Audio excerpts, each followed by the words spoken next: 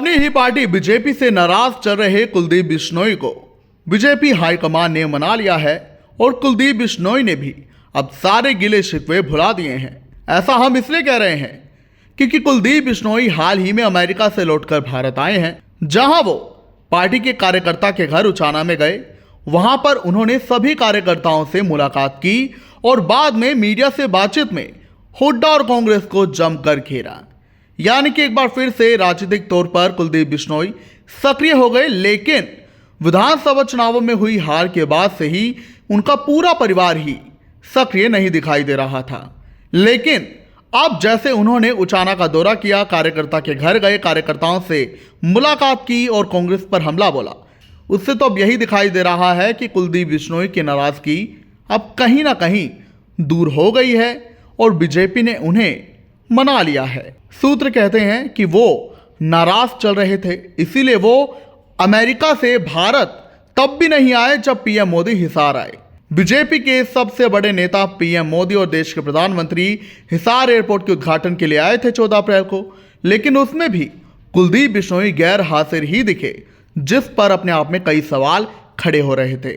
बहरहाल हम आपको कुलदीप बिश्नोई का वो बयान सुनाते हैं। तो कांग्रेस पार्टी के लोग भी उनको सीरियसली लेते नहीं। उनका राजनीतिक जीवन खत्म हो चुका है और अभी भविष्य जो है वो भारतीय जनता पार्टी का है। जिस प्रकार के काम चाहे वो हरियाणा में हो चाहे देश में हो, भारतीय जनता पार्टी कर रही है। मैं समझता हूँ आने वाले समय में पीढ़ियों तक इस बात का लाभ मिलेगा। और ख़ास तौर पे कल जो है हिसार के अंदर माननीय प्रधानमंत्री जी आए, उन्होंने एयरपोर्ट का उद्घाटन किया और निसंदेह जैसा मैं अभी बता रहा था कि बहुत आने वाले समय में इमीडिएटली लाभ हमें मिलने वाला है। जो कनेक्टिविटी से रोज़गार बढ़ते हैं, इंडस्ट्री आदि में रोज़गार बढ़ते हैं, ज़मीनों के भाव बढ़ते हैं और विकास कार्य होते हैं। तो हमारी सोच जो है, हमारी सोच विकास की है और हुड्डा साहब की सोच हमेशा भ्रष्टाचार की, भूमाफिया की। नहीं, बिल्कुल गलत बात है। अगर उनको वीरेंद्र सिंह जी ऐसी बात कह रहे हैं तो उनको बोलिए साबित करिए आप। एक बयान देना अलग होता है, साबित करना हो सही हो।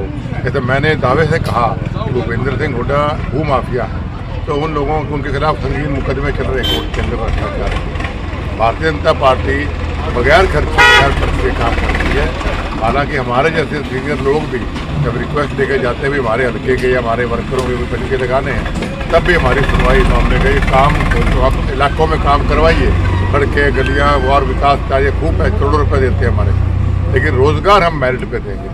ये मैं समझता हूँ बहुत अच्छी सोच है, क्योंकि जो बच्चा पढ़ाई में अच्छा है, जो मेरिट पे जब आदमी आता है तो विकास, अच्छे मेरिट के लोग अच्छे जॉब पे आएंगे तभी तो डेवलपमेंट होगी, विकास होगा। प्रदेश विकास के पहिए लग चुके हैं प्रदेश में और देश के अंदर। अभी मैं अमेरिका से आया हूँ, अमेरिका की तक भी लोग आज नरेंद्र मोदी जी की तारीफ करते हैं कि देश के अब जो हिंदुस्तानी वहाँ के हमें मिलते हैं कि आज हम जो एक ज़माने में हिंदुस्तानियों को नीचे देखते थे, आज हमें गर्व से जैसे करे नरेंद्र मोदी जी के देश के लोग हैं, तो हमें सम्मान मिलना शुरू हुआ एक ऐसे व्यक्ति की वजह से। उससे बड़ी बात क्या हो सकती है? विपक्ष के लोगों को ऐसे गैर जिम्मेदाराना बयान देना कि बेड़ा गर्क हो गया, ये गलत बात है। अच्छे को अच्छा, बुरे को बुरा बताना चाहिए और मैं बड़ा स्पष्ट राजनीति करता हूँ। अगर हमारी सरकार भी गलत काम करती तो आपके सामने बोलता, लेकिन हमारी सरकार ईमानदार सरकार है और विकासशील सरकार है, डेवलपमेंट।